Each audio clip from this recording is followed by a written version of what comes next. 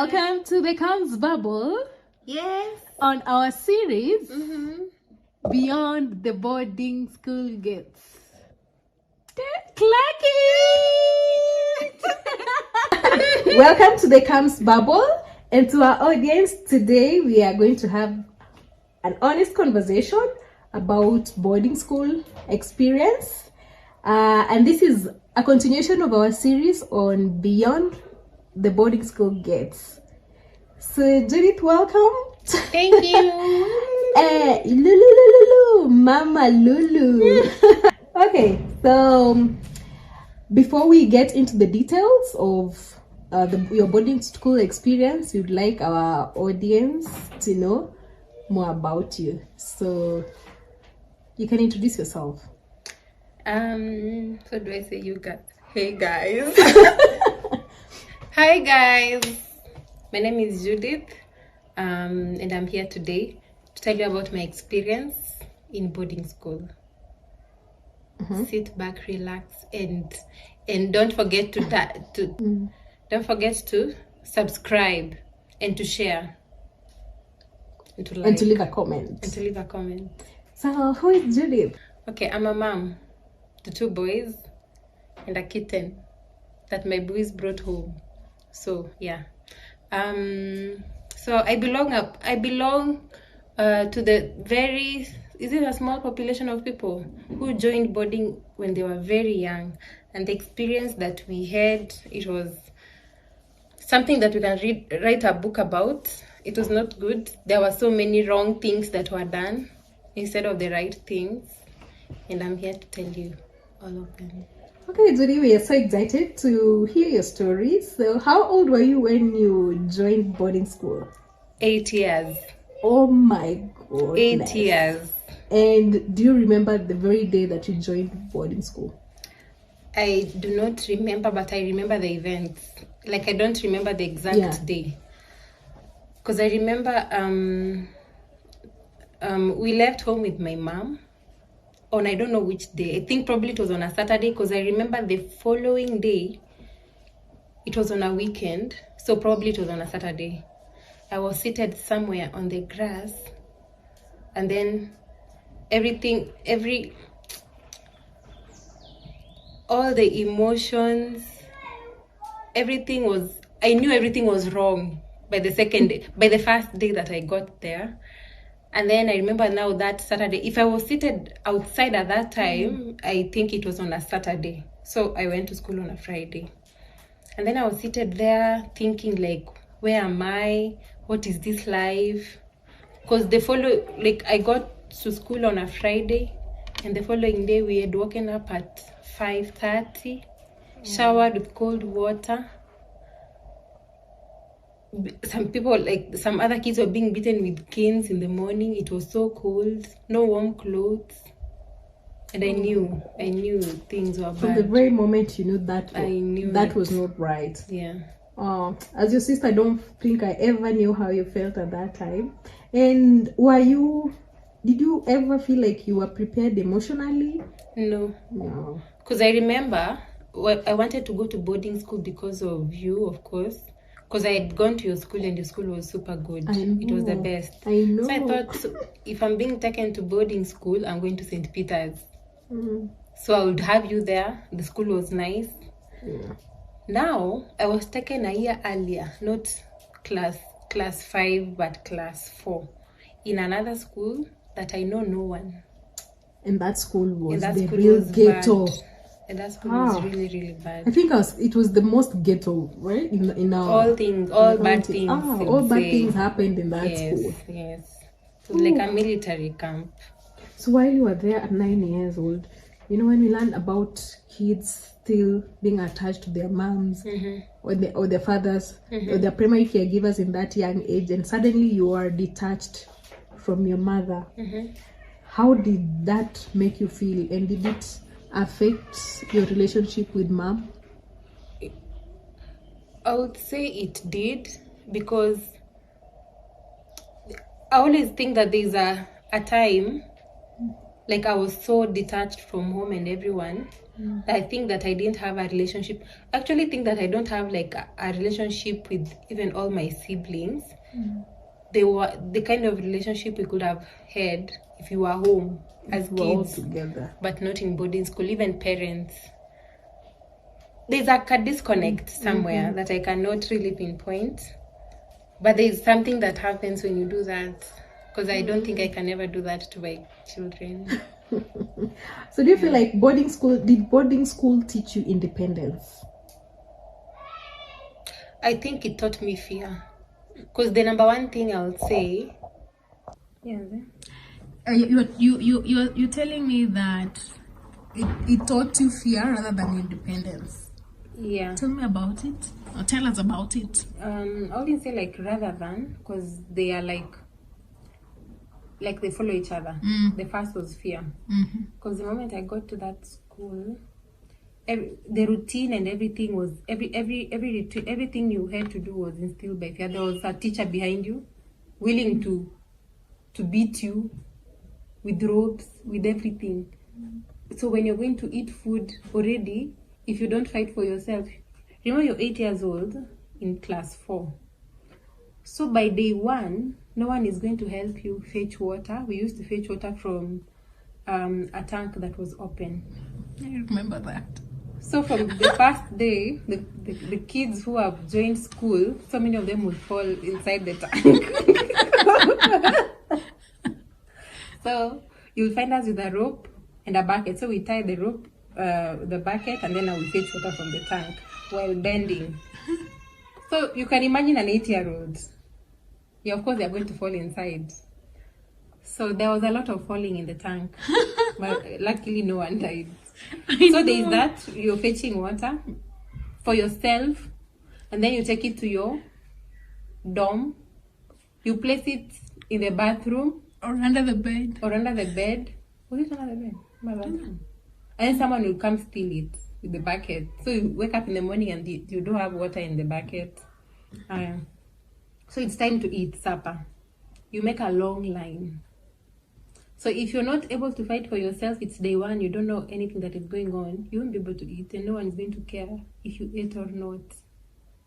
So the following day was on a Saturday. It was a Catholic school. So the following day after waking up, we wake up at 5:30. That's an 8-year-old waking up at 5:30 to shower with cold water. And then after 5:30, we go to class for an hour, and then from there we go for mass.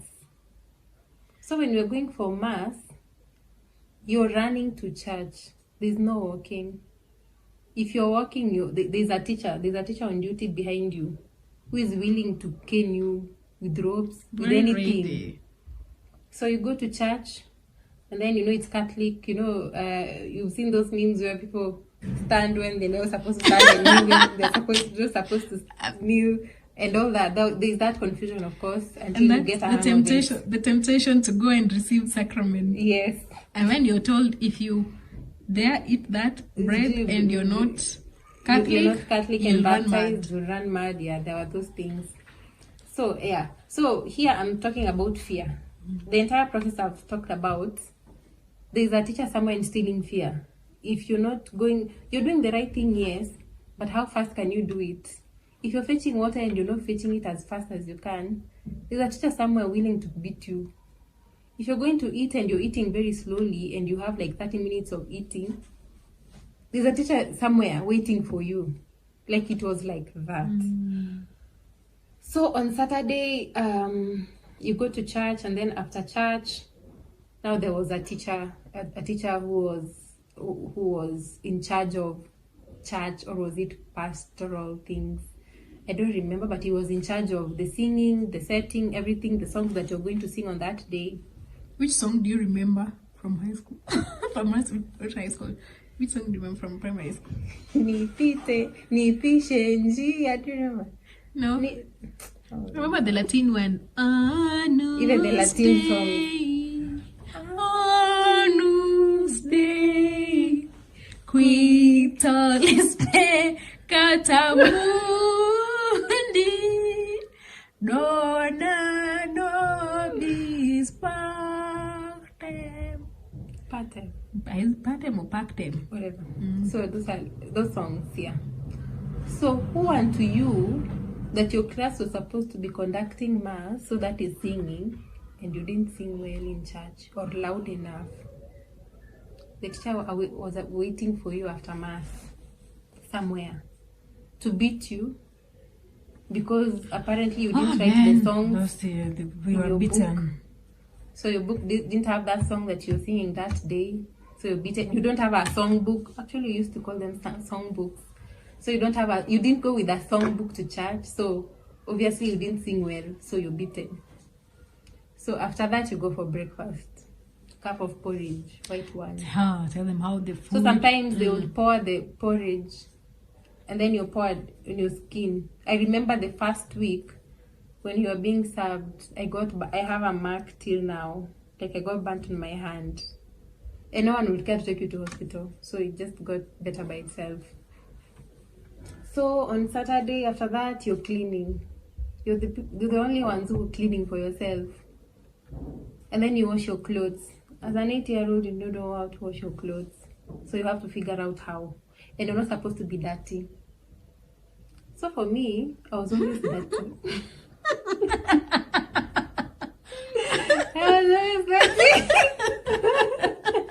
Because apparently my uniforms have been stolen and my weekend uniforms have been stolen. So I have our one. weekend So I uniforms can't were wash them. yellow. Yeah, they were yellow. Why would they give us yellow? Yellow. Yellow uniform. So you can't wash what you're wearing because you have one and the others have been stolen.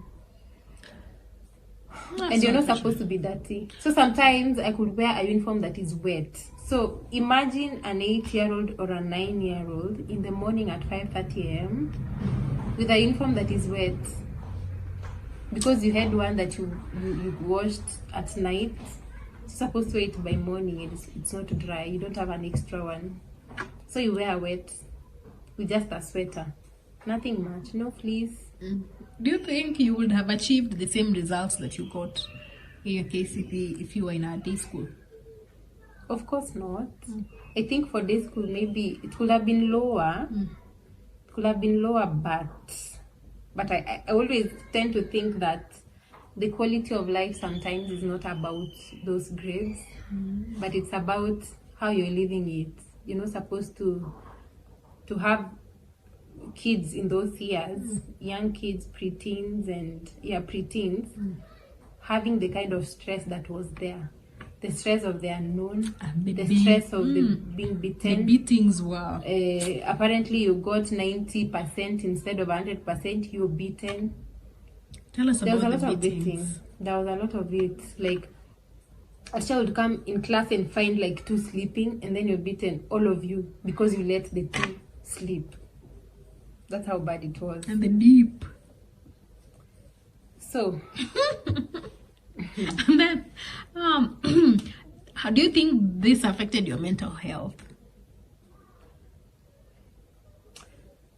Okay, to some extent, I wouldn't say it's the mental health that we say that I don't want to live anymore or something, but it instilled fear in me. Like I would recall the entire time I was in primary school, I was always in fear. Always in fear. Like, what is going to happen next? Always in fear. Completely always in fear. If I'm going home for the holidays, I'm living in fear because we're almost going back to school.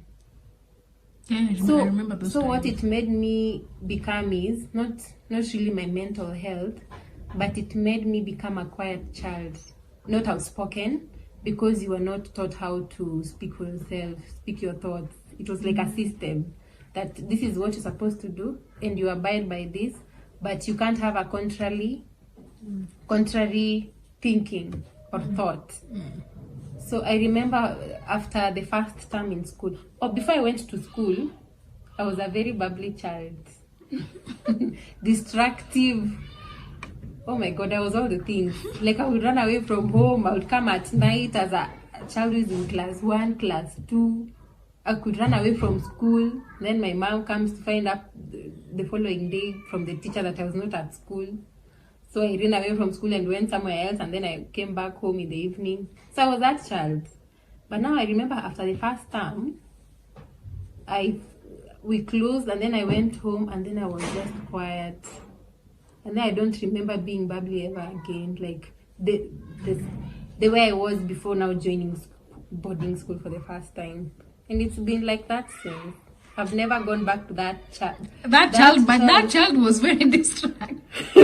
Yes, that was me. Like, did you ever get bullied? I don't think I was bullied, because it's like the entire class. It's like the entire class, you were all the same, living in fear. Now who's going to bully the other one?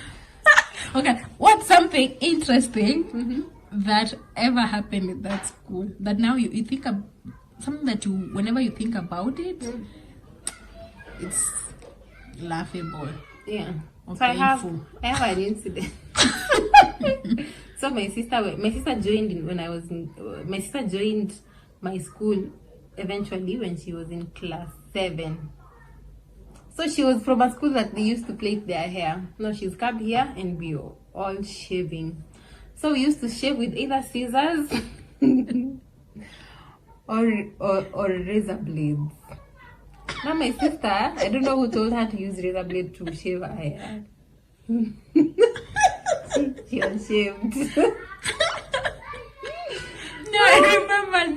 That time. No, I remember the incident. I think we were traveling back to school, and then we go to a place called Kijauri, where we were supposed to go and have our hair. And then there was no electricity. Then there was no electricity. So you had to shave your hair with mini razor. So she did. After 2 days, the head had so much pus everywhere. You see the small two things that are white. So imagine like 1,000 of them on her head that were white and zinawasha. So that's an incident that I'll never forget. And I always ask myself, like, if they wanted us to shave, shouldn't they have had like a kinyozi in school where we can all shave, like we can all be shaved or something like that? But of course it was a bad school, so they had to have all the bad policies in place. Oh, yeah. So, do you think, would you take your own child to boarding school? Or before we get there, what age is too young for you, for a child to go to boarding school? A child shouldn't go to boarding school at all. Only in uni. Okay, now considering the prevailing circumstances, and to be realistic, because most, I think from high school, most schools do boarding.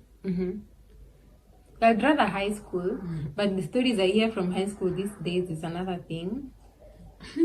But maybe high school. But you'll get there. If you are in high school and then a school just comes up and it's just here where I live and it's a day school, it's a good one, they'll go to a day school.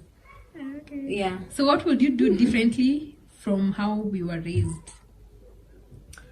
First thing first, I will listen to my child. Oh, before that, I wouldn't take my child, a very young child, to boarding school. And then I would listen to them. Like whenever they are from school, I would like to sit them down and ask them how the school is, how are they faring on, how is life there. And then from there, I will see if it's a good environment for my kid or not. Okay, all right. And then if there's anything that's going to hinder their peace of mind, the way that they're going to live their lives, then I have to make a change in that. So I remember when I was in that school, you're progressing each year. So from class 4 you're going to class 5.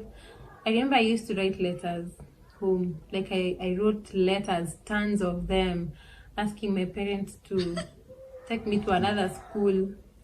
And then there's a time a teacher got hold of one of the letters and came and read it in class. And it was so embarrassing. Anyway, I wrote those letters, but none was responded to. And there was no change. Ouch. That's the school that I did my KCPA from. And maybe as we wrap up, what is the one misconception that parents have about boarding school? Or what do parents don't understand about boarding school? Yeah. So one of the things that parents don't understand about boarding school is boarding school most of the time is like a little prison. if you want your child to fly high and you want to nurture your child, you've seen your child is outspoken, loves this and this and this. When you take them to that environment, most of the time those dreams die. We are talking about most of the boarding schools in Kenya, to a child in a Brook House and Jewett. We are talking about the normal ones. Most of the time, the dreams die there. So you go there and what you have to do only is read. If your child was good in sports, maybe I don't know now with CBC, but that time, if you know your child is very good in sports and then you take your child to boarding school, probably 90% of the time, that dream is going to die completely. And then they lack the sense of security because at that young age, they don't have anyone to speak out for them. They're on their own and they're very young. So they don't have a figure where they can at least pour out their emotions. It's like you take your child there and now they have to lock the emotions somewhere and live some life. And then you don't know kwenda huko mbele how they will be. But yeah, there's a lot of curtailing of your child's ambitions, your child's dreams. Most of them die there. And you will never know actually. And you'll never know your child actually when you take your child to boarding school. From a young age, you never know your child. Do you feel like going to boarding school built you or it wounded you? It wounded you. It wounded me. But you're rebuilding. Yeah, I'm rebuilding. Actually, went through therapy 2 years ago. That's when I spoke about this issue. And it wounded me by a lot. I wouldn't say it built me. It didn't build me, I mean, at all. Because I was thinking like, because I went to boarding school in primary, if I go to high school, then life will just be a cruise because I'm used to this life. But still, I was not used to it. Right. Even high school was like, you're homesick. You want to be home. You want to be with your parents. But there's this longing of, you can't be with them because now you have to be in school. But you long for that attachment, but it's like it never happens. Because after that, now you're going to uni. So you're going to uni. So tell me, at what point have you reconnected with your parents? I know. At what point have you sat down with your child and know what your child really wants? Apart from wanting to know if your child wants to be a doctor or a pilot, apart from that. So you don't know your child entirely. Oh, so unfortunate. Thank you so much, my lovely sister, Mama Lulu. Not Mama Asha and Roman. And Mama Asha and Roman. And Kotikashi's sweetheart. So listening to you today has made me rethink about how many a times we normalize early separation and incorporate it in our culture. But we don't know how that does or the impact it has on children. Because there are children that will thrive and there are those that will struggle. But most of the time, the children that thrive, they're not getting peace at home. So most of the time they're running away from the heart that is at home. So they find peace here away from that. So most of them thrive. But I think maybe some. From that. But majority, I think many struggle. There are those that will struggle silently. There are those that will struggle loudly by being maybe abusive and rebellious. And there are few who thrive. Very few.